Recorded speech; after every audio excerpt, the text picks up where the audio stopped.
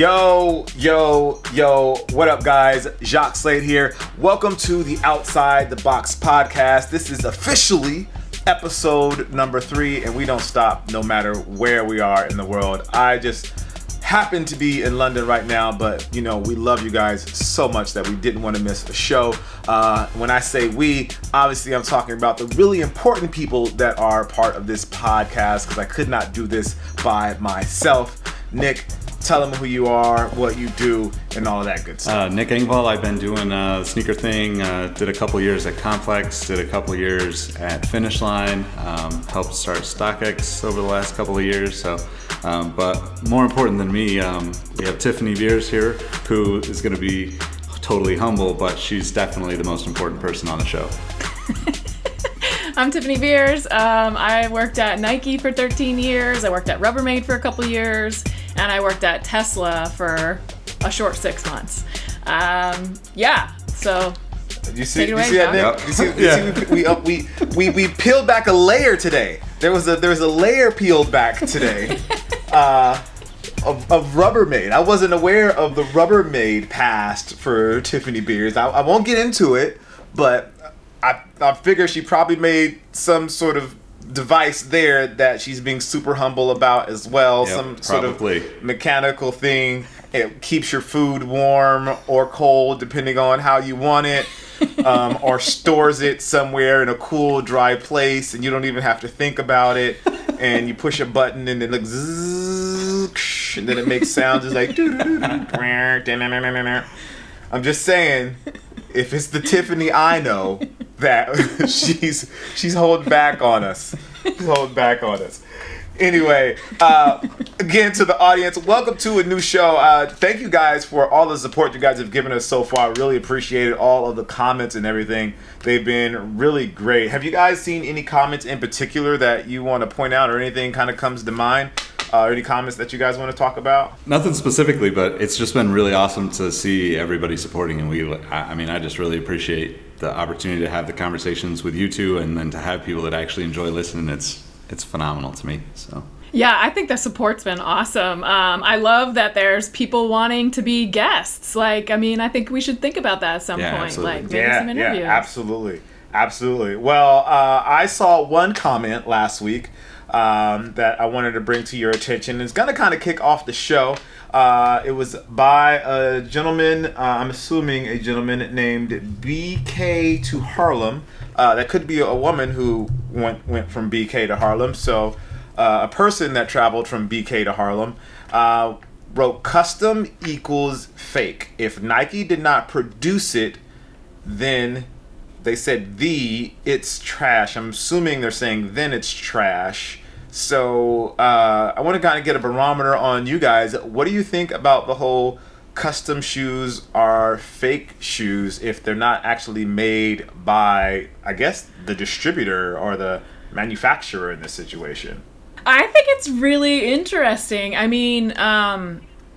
Fakes. I'm not a fan of fakes. Like direct copies, definitely not a fan of. I don't appreciate that business whatsoever. But some of the customs, I think they're doing some really interesting things. The question would be, is the original product underneath it real or fake? Because I've seen some of those too.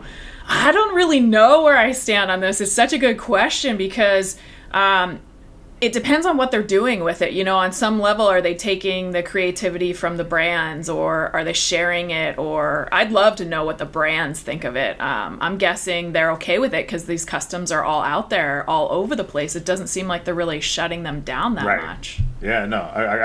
So I'm on your side, and that's Nick. You tried to jump in here as well, so you go ahead and give your two cents. I think just like Tiffany said, there's so many different variations of what that all looks like, right? Like if the product is legitimate, I think it's a fun thing, and more importantly, it's like a stepping stone for people to get into the business of sneakers. You've seen people go from painting shoes to legitimately working for brands and creating, there's a couple of people that I won't call anybody out, but there's a couple of people at both Nike and Adidas that I can remember 15 years ago finding them on Nike Talk, doing colorways custom for people but they eventually got into the design side and the coloring side of working with the brands or working for the brands. So I mean, I think that like that's a really cool opportunity. I do think that saying that fakes, all customs are fake is a little bit too hardline, because I also am old enough to where like I painted shoes when I was a kid, or I wrote my name on the bottoms and on the sides and the midsoles and stuff like that in certain pairs. And does that make it fake? I mean, I don't feel like it, but like I don't know, maybe I'm missing something here. No, I think you're dead on. So I'm gonna throw I'm gonna mix things up a little bit. So what if someone takes an Air Jordan 1, a real Air Jordan 1, and customizes it to look like an off-white Air Jordan 1? Is that considered fake? Yeah, Yes, I think that's definitely an odd choice, right? Like if you're that hungry for the attention to have that special pair or whatever it is, that seems like a bigger issue, but we won't get into that. We're not psychologists, so yeah. Yeah, that's copying. That's not customizing. Yeah. Like, copying's not okay. But like if they actually did something interesting with it, then that could be cool. Although, saying that, I remember when the Nike mag came out, and the first time I saw people painting it, I was like, what are you doing? Like, it took so long to get those materials perfect. What are you doing? Like, I was really frustrated with it because I didn't want people painting them. And now you see them painted all the time, and I think they look stupid, most of them, but there's a few cool ones out there. But I think if it's just for attention and not for like something truly custom and cool, I like it when it's truly custom and cool, not copies. And I don't consider it fakes either. That's fake. Is it? Fake is a powerful word to be using. Yeah, I agree. And I think the other thing that there's guys like Dominic, the shoe surgeon, or and some of the other customizers that have turned it into opportunities to work with the brands to create specific shoes for events. And like the work that goes into that, especially when they're doing like handmade reconstructed shoes. I mean, it's to me, if I'm them, like it's the ultimate slap in the face is if somebody calls it a fake. And I don't think that, I think that's why you can't really just generalize everything. I could totally understand, the frustration of somebody that sees, like you said, somebody, trying to recreate a different, version of a shoe or whatever. But yeah, it's a little aggressive to call all customs fakes. Got it. Okay, last and final little mix up to this one here. So I recently worked on a project that I actually probably can't really speak about, but one of the touching points was saying the word fake versus saying the word replica. Is there a difference to you two? And then I'll kind of explain my side of that. But I kind of want to get your thoughts on that fake versus replica. I actually have an interesting kind of question for both of you around that then. The mag is kind of the pinnacle shoe when it comes to, I would say, replicas, right? Because there's like the Nike mag, and then there's the mag that was made by, by the movie studio, and that was sold at, whatever, $50 or $100. I don't remember how it was, but it's like very like, this is just like kind of a, wear it for your Halloween costume type quality. How do you both feel about that? I don't think I can disclose how I honestly feel about Fair it. enough. I think replica to me indicates that there's some history there, and like maybe that there's a replica because the original can't be reproduced or something, the original ran out. Where fake is totally like you're copying it for, maybe you're completely unassociated with the original cause or original purpose, and so you're just duplicating it to make money. Okay. So I kind of associate those two a bit differently, and I think replicas are okay when, so the Nike mag, it was a replica that gave money to the Michael J. Fox Foundation, right? Like, Nike did not profit from that product, just from the PR, you know? So like in that scenario, totally cool with it. But like I had to review a lot of fakes while I was at Nike because they would pop up on the internet constantly. And so it was really interesting to look at those and see. And in most cases, those were all purely for someone to make a buck off of the hype of that product. Did you happen to see any fakes with the self-lacing technology in it? Just out of curiosity. Not working, but there definitely were some out there. Like HyperAdapt. There was a HyperAdapt fake that was online, and it had elastic laces in it, so you didn't have to lace it, but it wasn't HyperAdapt technology. Interesting. Yeah, that's very interesting. Okay. All right. I just wanted to, put our foot in the water with that one. But moving on. But before we move on, just to let you guys know, this show is sponsored by the Lacers competition. We'll give you more insight on the Lacers a little bit later, but we just want to make sure we bring them up because they're really good sponsors to this channel. They take care of us. And this show wouldn't happen if it wasn't for the Lacers and the Lacers competition. All right, moving on. So next up we have shoes, which is the world's first modular tech travel shoe. Found these over on Kickstarter, I believe it was. And my first thought was, this is not something that I would wear. I get the idea behind it, but I just don't know if it's advanced enough for someone with discerning amount of taste. Is that a bad way to say that? I don't know. What do you guys think about the modular shoes being able to take the tooling off of one and put the upper of another one on top of it to change outfits, I guess, for different parts of the day? I mean, I think that the idea is interesting and probably has a lot of potential. The functionality that this particular shoes, SHOOZ, Kickstarter is not quite as interesting to me, but also I think it's more interesting to me because I feel like if you've been in the sneaker world for a while, I'm pretty sure it was John Geiger that actually did this with Air Force Ones, right? And made the tops of the shoes, like the upper could completely unzip and you could zip it to the midsole and outsole. So I don't know. What is that? Imitation is the greatest form of flattery? I think it's interesting. I mean, this has been around for quite some time. I mean, I remember seeing this years ago, literally.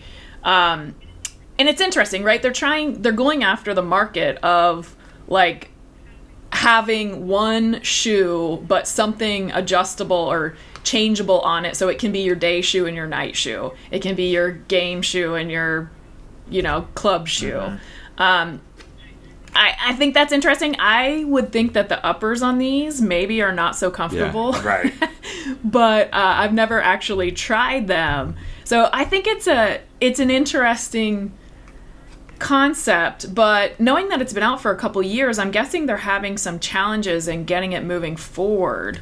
Because I think I'm trying to find on there if this is definitely not the first Kickstarter that it's been in. Oh, okay. So this is the first I've heard of it, and it just I think I was along the same boat with you. I was like, those uppers can't possibly fit like snug to your foot or fit very comfortably. Like if they're supposed to be swapped in and out, I just don't feel like they can be attached in a way that makes them comfortable and fit very well. But again, you're more of the engineer of the three of us here, Tiffany, and if you think that way, then I'm pretty sure that's the case.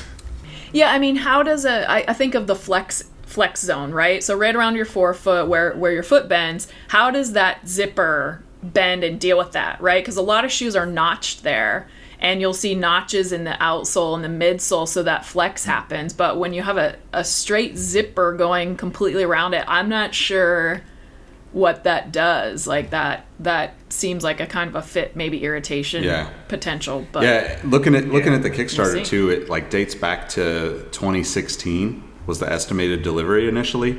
And like it seems like they've gotten a lot of press too, right? Like they have the Boston Globe, Footwear News, GQ, Vogue, all that kind of coverage. But I think the interesting, like to me, like they're trying to sell it too as if like you could run in these shoes. And to Tiffany's point about the flex zone, right? Like you could wear like hard bottoms, for whatever during the day, and you could wear a slightly more casual, dress version or takedown version of that to go out to dinner or the club or whatever. But like if they're thinking that like people are gonna do any form of exercise in that shoe, I think that it's just completely problematic.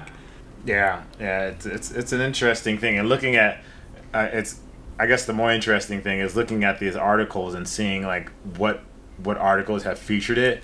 Like none of them are like sneaker sites, are like performance sites. Oh no, I take that back. They have Kick Lace here, but they don't have. It's not like Runner's World or Men's Running or Women's Running or Fitness Mag or any of those kind of places, or Sneaker News or Complex or Nice Kicks. Like none of those places are on the list. This is like, entrepreneur.com, Fox News, Yahoo Finance, Fashion Mag, The Smart Traveler. Like it's all the places that would see something like this and be like, oh, that's cool. That's a great thing, but not really think about it, I guess, strategically or analytically and be like, how is that really going to work? Because even shoes that have the tops, the uppers that are like sewn and glued to the tooling, half the time those have problems with that flex zone. So I can imagine how difficult it is for someone to swap out a piece to make that sort of area work. But again, I've never tried them on, so I may be talking out of the side of my neck, and they may be the most comfortable shoes in the world.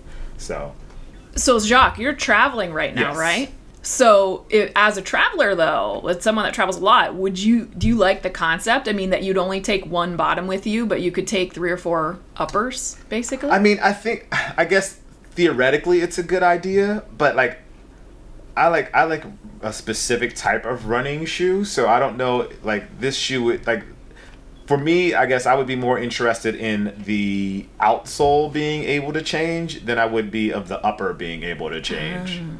I think that's more of a need for me than it would be. I mean, these have outsoles or toolings that change, but I just don't see. Yeah, I don't see how they'd be able to get something that I can get out and I can do 6 to 10 miles in it, and then be able to put that same shoe back on with a fancier upper and wear that around or go to a meeting or something like that. I just don't see it, and let alone go from a runner to like a dressier shoe to something that I can play basketball in, which I just don't see that happening. But again, who am I? Okay.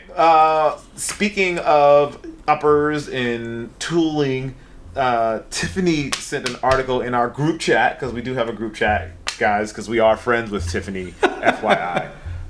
It's not just the podcast, people. I just want to put that out there. She sent an article over of shoes made out of pineapple leaves for Boss, or AKA Hugo Boss. So seeing this article makes me think of like the whole sustainability when it comes to shoes. From what I understand as a layman in this regard, a lot of materials are wasted when you make shoes, and a lot of those materials aren't necessarily natural fibers or naturally based fibers, and so that ends up causing a lot of waste. But it seems like something like this could help alleviate a lot of that, or at least not alleviate it, but allow, I guess, a material that can be cycled and used again. How big is that an impact on, like, from the work that you've done, Tiffany? And is this something that you see is sustainable? And is this the direction that you think the business is going in? I don't know if I can answer all of your questions, but I I think it's really interesting, right? Like, use an existing material that is made by the earth. I love it. And I think it would depend on, again, shoes are so important. Like, how do they fit and how do they feel on, especially a classic silhouette like this. So this is just like a super, super classic, simple silhouette. If that material works and they're comfortable and it looks good, which it looks good in the pictures, then I think it would be sustainable. Not having to re-engineer a material for this shoe or use a potential other material that you don't know what the sustainability maybe is of it. I can see the upside to this drastically. But I would be curious about price, actually. How's the price of that material per yard versus another material that might be cheaper? I would imagine this is a little bit more expensive because it's kind of novel. However, I don't know enough about the vegan movement to know if, like, I thought vegan meant, like, mostly food, and I see that people are addressing it in other ways of their life, like making sure everything's vegan, including products. Right. Is that true? Yeah, it's called a plant-based lifestyle. Yeah, I'm not there. Be honest, I like a burger, and I like leather. And now we're gonna get hate comments from vegans and plant-based people. Not plant-based people; they're actual people. They eat plant. I don't. You know what I'm. Oh man, you're digging us a hole, man. You're digging us a hole. Yeah, digging a hole. So yeah. Anyway, your thoughts. Nate? So I just checked, and the price on the shoe is $348, which I think that's a little high, but it's Hugo Boss, so you're paying for the name just as much as you're paying for that technology, probably. I mean, I think it's awesome. Right. I would love to see more of this kind of stuff. If it can, I think the challenge with any of this stuff is making it obviously the technology behind it and finding materials that are sustainable and aren't doing damage to our world. But like, I think that also the nature of lost my train of thought here. The nature of like just like being aware of what you're buying is never going to be a thing that should go away, in my opinion. Like, I mean, looking at like recycled materials, from plastic bottles or whatever, I think that's just always a good thing if we can incorporate it more and make it fit into the world that it already exists, the sneaker world that already exists. Yeah, I think so too. And I guess another factor I like about it is, I mean, we don't have pineapple leaves here in Oregon. I'm pretty sure we don't. But like if in like Hawaii and where they do have pineapple leaves, like that's the shoes that are in that area, like in Oregon here, we'd have to have like a pine needle shoe maybe, or a different sustainable material. But like materials that are local and sustainable where they're at is, I think, an awesome concept. And same thing, like if you see someone with the pineapple shoe, they got it potentially somewhere where that plant exists. Like that, I think those are interesting stories and ways of looking at this type of product. I guess for me, like, I'm all for like the plant-based and being sustainable and recyclable and all that stuff as well. But I think it's going to take a shift, or it's going to take a way for those sorts of materials or those things to fit into the current pop culture lexicon, both like verbally and style wise. I feel like a lot of times you see things like that and they have a certain look to them that isn't necessarily part of the current trends. I think once they're able to do that, I feel like this opens up the doors for that stuff to be a lot more accepted. It's kind of like I guess I'm just be bashing vegetarians today. That everybody wants to eat healthier, like we all get that, but it's not until like they started making vegetarian food taste like meat food that people were like, oh, okay, yeah, I can have a plant-based burger because it tastes like an actual burger as opposed to tasting like a plant. And there's the end of the Outside the Box podcast. Thanks, guys. Glad we started this show. All right. All right. Let's keep it moving before I dig myself into too many of a hole there. Got a bit of a combined topic here. Roger Federer is talking about leaving Nike, or there's rumors that he's leaving Nike. And then we also have the NBA Finals that just ended with Steph Curry and the Golden State Warriors defeating LeBron James and the Cleveland Cavaliers. I'm going to start with the whole athlete endorsement thing, because that seems to be a big topic of discussion on the internet, whether or not they help a brand at all, whether it's worth it for a brand to sign a big celebrity athlete. I'm in the side that it is. I think it helps as far as brand recognition goes. I think it helps both the athlete and it helps the brand getting the word out about a particular shoe. For instance, the LeBron 15, great shoe. I love the battle knit on the upper, the full zoom. Like, it's great to play in. But I wonder, would I still pay as much attention to that shoe if LeBron's name wasn't attached? And saying that makes me think, am I now a hype beast because I only mess with sneakers that have an athlete attached to them? But I hope that's not the case. So I'll toss that to one of you. What do you think? Is there a value in Roger Federer staying with Nike, or are they good with or without him? I mean, personally, I think tennis is a completely different beast than basketball or, retro product or anything. It's been such a hard sell, I think, because you haven't had a whole lot of competition, and it's such a, I don't know what the right word is, like when you had the Andre Agassi kind of flair and this big, persona out there. Like, Roger Federer is clearly like one of the best athletes ever, and same with Rafa Nadal, right? Like, both of them are incredible athletes, but they're very subdued personalities. So I don't think they sell a lot of product necessarily. When you can bring Roger Federer in and do like the Jordan 3 Federer, I forget what the Vapor Max AJ3, whatever that hybrid shoe was.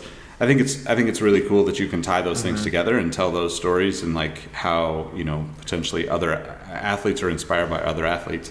I think like the biggest thing for me is the amount of money that Uniqlo is sending is supposedly saying roughly 3 times the amount that Nike offered him at this point.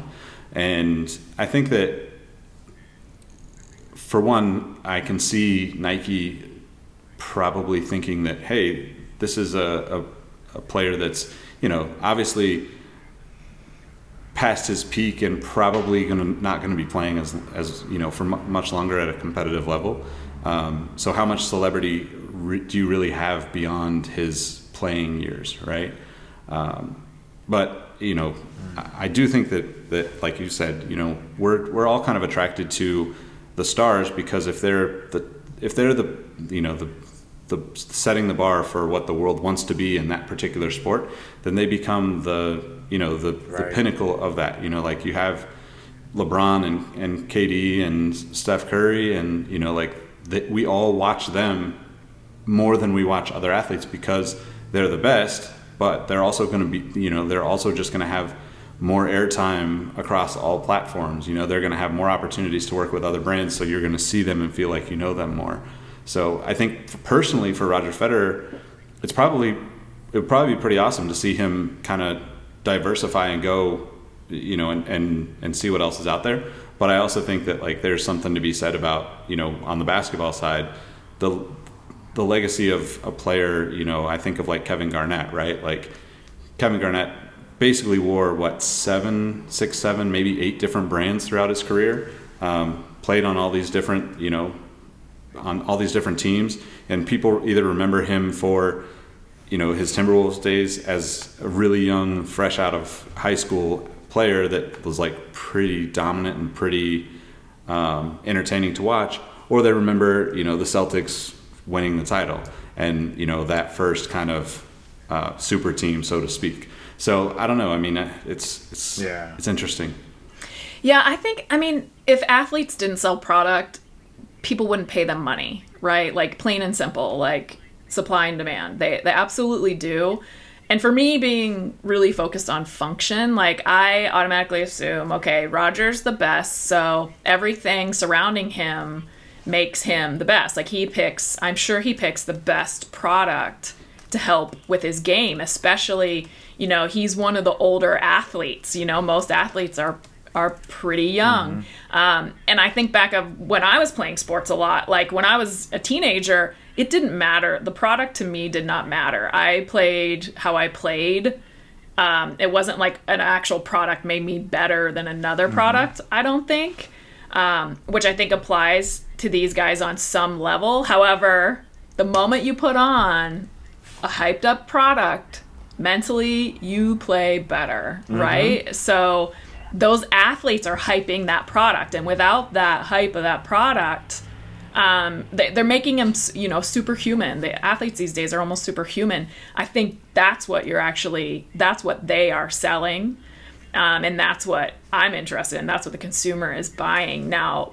But there's something to be said. Roger's been with Nike for so long. Like, will he ever not be Nike? I mean, it's not like he's been to a lot of brands, Like, can he actually take the swoosh off and not be associated with Nike? I don't know, man. That's a tough one. Yeah, I think for LeBron. The article said 21 years he'd been with Nike. So, I mean, and for me, like, I won't ever think of him with anybody else. Anything beyond it, it would take a massive amount of campaigning, a massive amount of marketing, and a massive amount of whatever content they create to kind of support that new deal for me to even associate him to any other brand, That's a good point. Like anyone else that signs him has an uphill battle just to first disassociate him with Nike, let alone associate him with another brand. That's an uphill battle in itself. Yeah, I get that. That makes sense. All right. Before we go on, we got some hot stories to talk about, you guys. But I just definitely wanted to give some love to our sponsors, the Lacers competition, and we received a letter this week of some people at the Lacers competition. They were upset with the way that Tiffany and I described the competition last week. They said in the letter that we apparently made it sound amateur, and the Lacers Lacing Players Association was not happy with our choice of words. They like what we do on this show. However, they do wish we would act a bit more professional when speaking about the Lacers competition. So with that being said, I do want to make an apology to Bob. It was inappropriate for me to discuss Bob's position and Bob being disqualified. Apparently, it was under, he was appealing the decision by the Lacers competition board, and I wasn't aware of that, so I spoke prematurely, and Bob was allowed to actually be in the competition this Sunday over at Tom's Barbecue Shack. So Bob, my apologies. I hope I have not soiled your name in a terrible way, and just know that we here at Outside the Box, we love the Lacers competition and everything you guys do to help support this show. Hopefully the Players Association will get off of my back now. Hope you guys like that. I spent a lot of time thinking Way to turn it around, Bob. All right, Good moving job, on. Well, Yeah. There's one detail though. Like what I think we forgot to mention was, even though there was Velcro involved with Bob, we forgot to mention that he had to actually make the Velcro go through the standard lace hole, which actually made it 10 times more complicated. So he actually, yes, So in a sense, Bob was doing more with less, but that's not my place to judge. Okay, let's talk about a few other things. There's a really cool story here about running, as I am a runner. Vivo Barefoot is changing the game. They're taking out cushioning from your shoes. I feel like there's been a lot of this happening here and there. Like it'll happen, then it doesn't happen. Like some people do it and then they pull back off of it. And again, I'm gonna lean on you, Tiffany. I feel like this is something that Tinker's brother did this. That's how we kind of came with the Nike Free, because he went to Stanford. Was it Stanford where the guys were running without shoes on the track? Was that Stanford? I think it was in Germany. Was it in Germany? Somewhere. Okay, so I'm totally wrong place. totally different place on the earth. Good. Go ahead. No, make me feel worse about it. A university. Yeah. He went to a university. Yeah. No, I went to a university. It's great. It's great. First I mess up on Bob. Now you're telling me I'm wrong about Tinker's brother. It's cool. So this movement, it seems kind of dangerous to take cushioning out of shoes, and I say that, but I also realize that people ran for years and did things for years without shoes on. So what's the good and the bad of this story? Yeah, I was surprised actually when I saw this article. I thought, oh, this is from a couple years ago, but it's not. Well, you look at the Chuck Taylor. How many people played basketball in the Chuck Taylor for how long? Like decades. Right. And I mean, the question I would have is, did it shorten their career? Like the repeated pounding of the foot in running and sports, like and this is all just my own personal opinion, if over time that has to wear on the body, right? So not having cushioning at all, although it's good for, as we see in Nike Free, it's good for flexibility and foot strength. But is it really that good for your joints? And people notice like back pain and stuff like that. Like a lot of times everything that's having issues in your body sometimes is related to what's going on in your feet and the shoes you're wearing and the cushioning. So I think this is a very kind of heated conversation. I know personally I like React and Boost. I like cushioning under my feet. But if there's a sport or something I'm doing where I need to feel the ground and have more perception of exactly what my feet are feeling, then I would think that this would be great. But as a shoe to wear 24/7 all day long, no, for me, absolutely not. I think you made an interesting point about athletes, right? Like, I would even argue that like athletes, just in general, like, I mean, technology, on the medical side, to heal athletes has grown tremendously over the past however long. But I think that probably, like going back to the Roger Federer conversation, I think that probably the products that these athletes are using and the amount of technology that's put into these products allow them to play whatever sport it is that much longer than they used to. So I don't see any company taking this kind of barefoot. Don't get me wrong, like I think that it's interesting and I think that there are some people out there that want to feel that like more natural, but I don't ever see this becoming something that is at like the highest of levels, right? Like for the most part, you're always going to see someone in, the pinnacle running shoe, and it's not going to be it's not to call it a sales gimmick, but like it feels very gimmicky considering how many brands have already gone through this, okay, we have, 12 variations of whatever free or the natural running shoe for that particular brand. So I don't know, it seems kind of like I just don't see a whole lot of opportunity for that to have a huge market, considering a lot of people already have a comfort level with the brands and the cushioning that they like. It would take a lot to get somebody to totally jump ship and say, oh, I'm going this different direction. No, I understand. I think I kind of feel like the barefoot low cushioning thing, it's definitely more of a spurts thing than it is like Tiffany said, a 24/7 thing. It's something like, oh, okay, for this workout, I'm going to do that, but not something that I'm going to do consistently. I got that. And another quick note, looks like Kanye West has a new website called We Got Love. For those that have been around the sneaker world and around the fashion world for a while, you will remember Kanye University. This is back in 2007, Nick, around 2007, 2008. Yeah, something like that. It might have even been a little bit before that when it started, but I mean, the new site is interesting because it only has 3 videos on it as of right now, and they don't really. It's hard to kind of tie them together even, but going back to the old site, the reason why I think this new one is even interesting, aside from if you're a Kanye fan or not, like when he's, regardless of how you feel about him, he has a very powerful presence in the fashion and sneaker world specifically.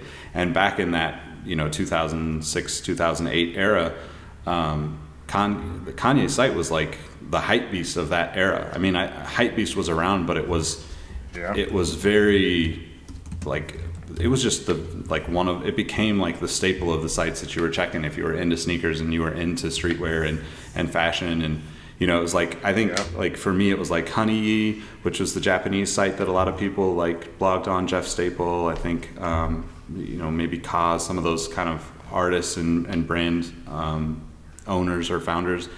And then Kanye's site, and then Hypebeast, like they really owned that whole conversation.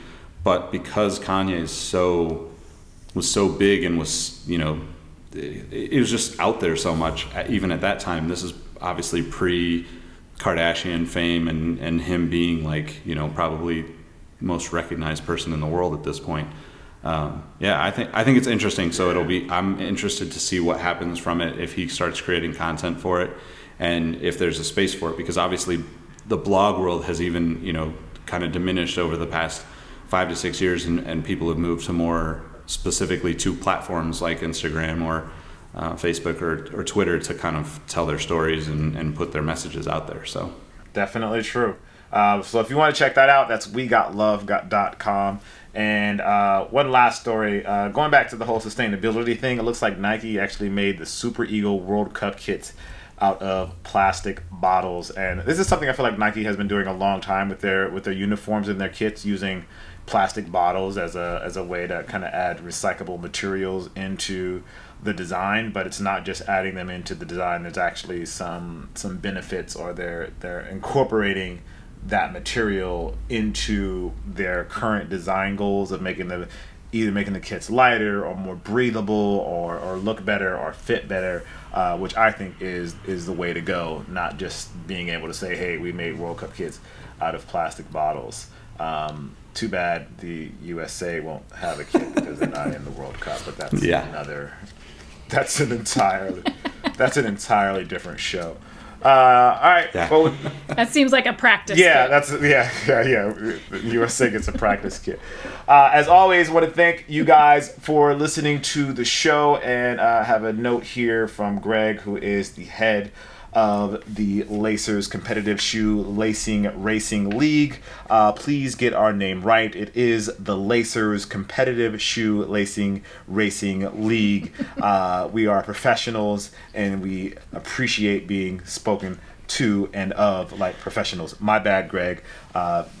And Greg, fall back on the attitude just a little bit. All right. Thank you guys for listening. This is the Outside the Box podcast. I am Jacques Slade. You can find me all over the internet at Kusto, which is Kustoo. But this podcast really wouldn't be what it is without the other two individuals here on the show.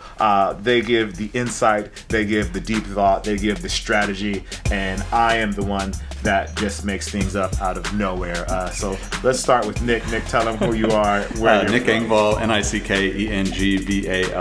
You can find me on all platforms under that name. I also have a site called Sneaker History. You can find at Sneaker History on all the platforms as well. But most importantly here, we'll save the best for last. Tiffany, tell them where they can find you. Tiffany Beers, Tiffany Beers. You can find me on Instagram and YouTube. Please subscribe on my YouTube channel, guys. Come on. Yeah. Shameless. Yeah, no. Subscribe to Tiffany. If you're listening right now, go subscribe to Tiffany's channel. There's a link down in the description, or if you're listening on your headphones, go to YouTube and just type in Tiffany Beers, and her channel will come. Make sure you guys subscribe to her channel. As always, we appreciate you. Make sure you leave us comments about things you want us to talk to. Maybe you'll make it into the next show if you tweet us something on Twitter, or you gram us something on Instagram. Is that a comment to us? I don't know. Okay, I'm not cool. I'm not hip at all, and I'm just proving that wholeheartedly here today. All right, guys, thank you for listening, and we'll see you and talk to you soon. Peace.